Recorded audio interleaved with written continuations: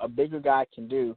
I mean, it's like Victor said, we're in a different transition now. It's no longer about the bodies and how big you are. It's about your wrestling abilities and what you can bring to the table. Wrestling has changed, over these past, 100+ years.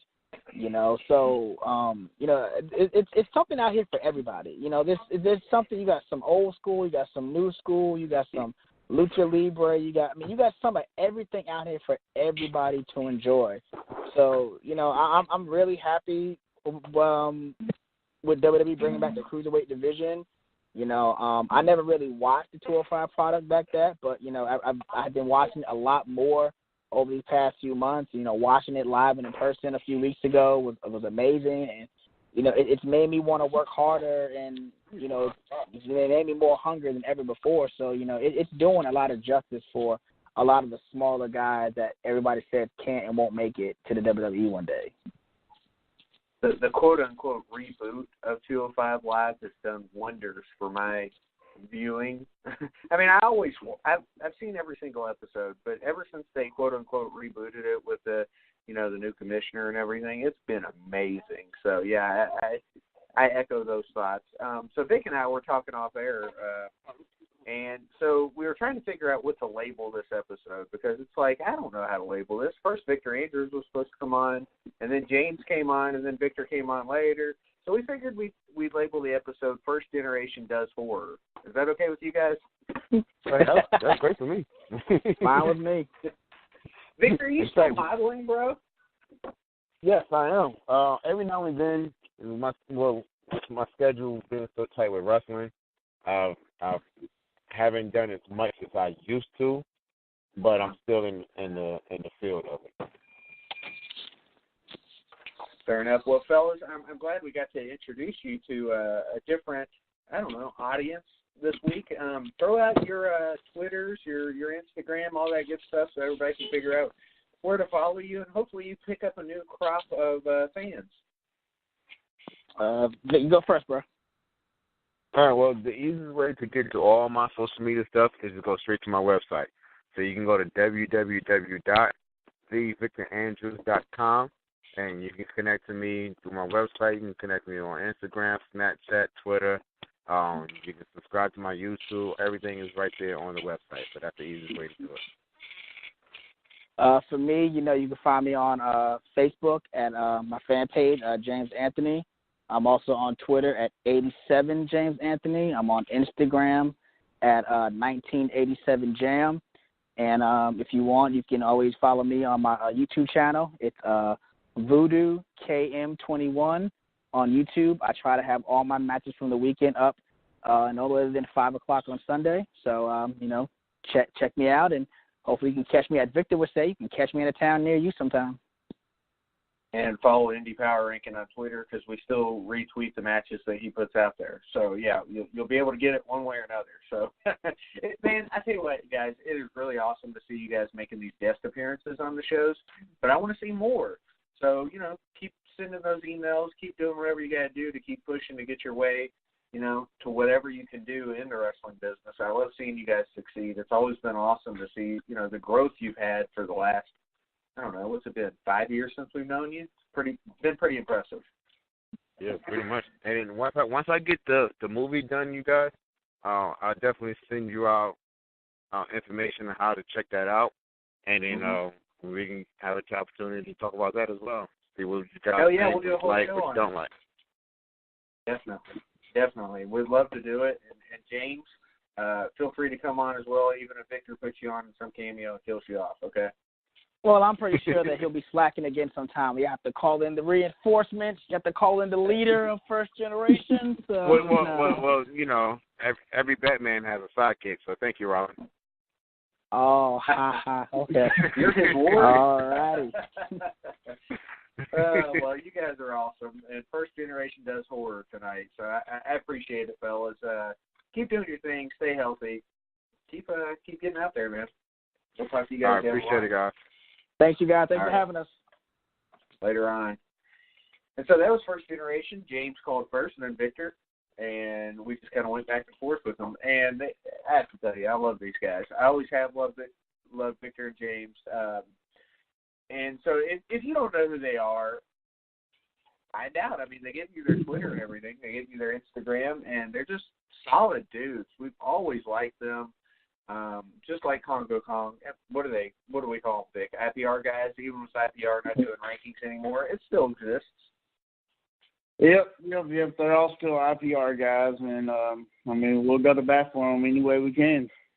Originals at that. They're some of the original IPR guys. Yeah, IPR originals.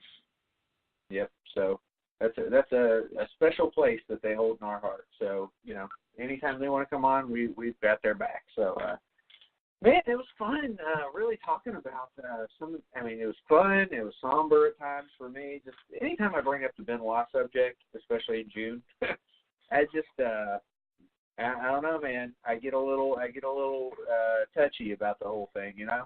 Even 11 years later. No doubt, man. I understand. I mean, obviously, it doesn't affect me like it did you.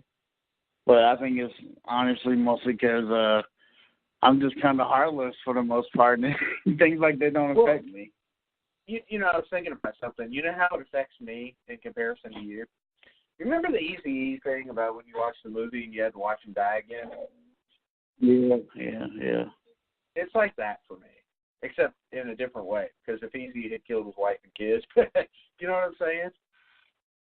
Yeah, I mean, he could have gave them all AIDS. He didn't, because he didn't really have AIDS, but that's different. Yeah, it was a weird thing, but yeah. What can I say? Yeah, I got you. I understand. I mean, that's the best comparison I can make to it all. Yeah, that makes more sense than it should. All right, so I was talking about what movies I'd watched. Hereditary, Upgrade, Hotel Artemis, which sucks, 7852, Hitchcock shower scene, Digging Up the Marrow. Vic, I told you about this one. It's an Adam Green movie, right? Yeah. It kind of starts out like a documentary.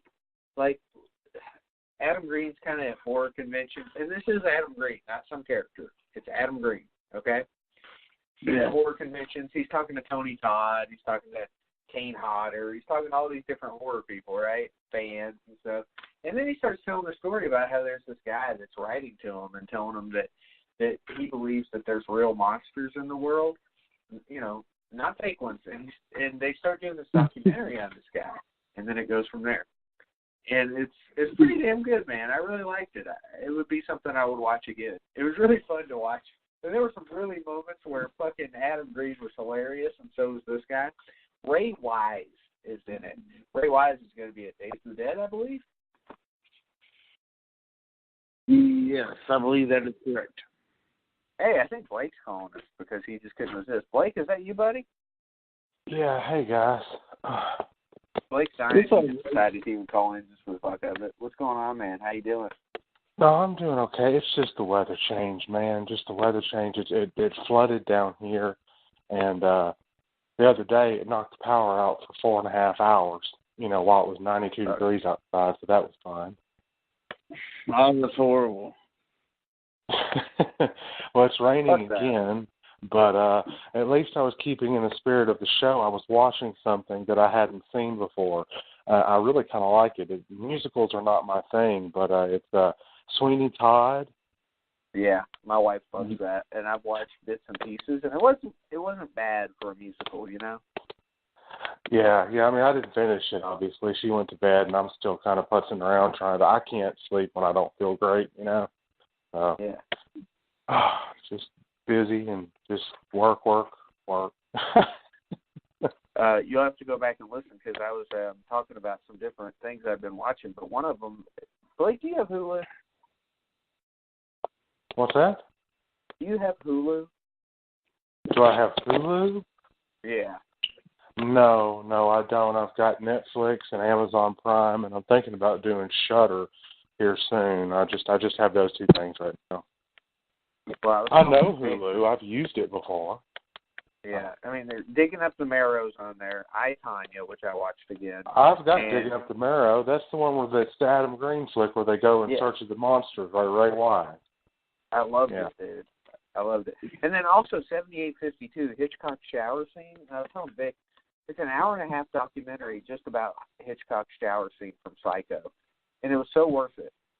So good. It, you know, like Eli Roth was in it, Elijah Wood, Mick Garris. I mean, all these horror people. And it was just them talking about Psycho shower scene. Oh, it's iconic. I mean, it's to have lasted that long and left a permanent, imprint on horror to be something that's really not as gory as one would think, and it was shot in black and white. So they could have been pouring, pen ink down the drain. You wouldn't have known. Yep, they used Hershey's chocolate syrup. Yeah. I mean, and I was reading about Anthony Perkins yesterday. It's funny you brought up Psycho, and I was just going back over that film and how that sort of informed the early modern slasher, as far as the genre is concerned. And I like the sequels too, but there's just something about that first one, Oh, yeah, absolutely. There's a creepiness about the first one. But the thing about...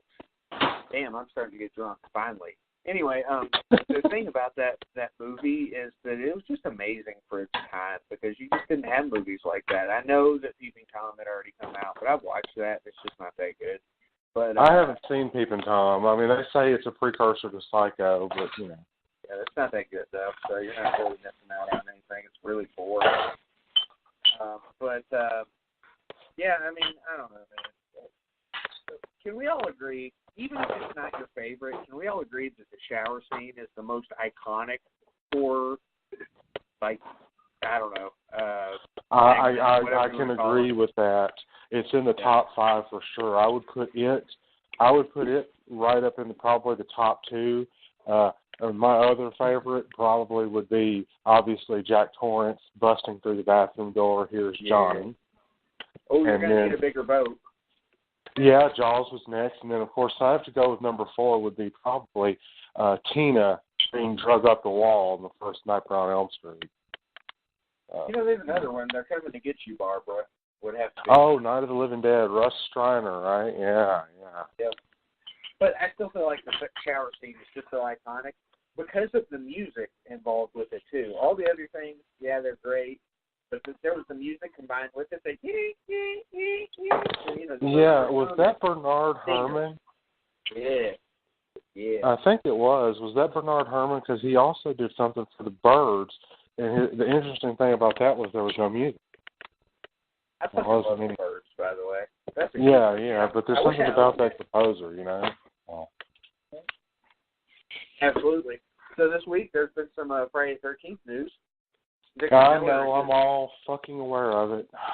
God damn it. Yeah, his fight with the Friday the 13th franchise has just apparently put a big dead halt to the video game that's been going on, and it's also proving once again that when the fuck are we ever going to get a new Friday the 13th movie, if ever? We won't. We fucking won't, apparently, and it's so disheartening to me because, okay, I get it. I haven't played the game, but I get that it's important.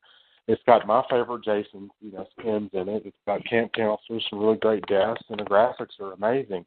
I haven't played it, but I get it. It's important to fans, and I mean they went the right way. I mean, they got to talk to Sean Cunningham and all that, but to get it all done, and people were happy to have it, and now. Now apparently Victor Miller has deleted most of his social media because people are just tearing him apart. Yeah, I was friends with him on Facebook. I'd had him on our show twice, if I'm not mistaken. Maybe, Vic, is that right? Twice? Yeah, we had him on twice. Yeah, we've had him twice. Yeah, we had Victor Miller on twice. So does that change your opinion of him? Does it change your opinion of him? Well, okay, so here's the thing with Victor Miller and Sean Cunningham. Between you and me, I've always thought both of them were kind of douches. I've kind of thought both of them were douches, so it doesn't surprise me that they're fighting with each other over this whole fucking thing. I like Victor Miller, but at the same time, I can admit that he's kind of a douche. You know what I mean? There's just something about it.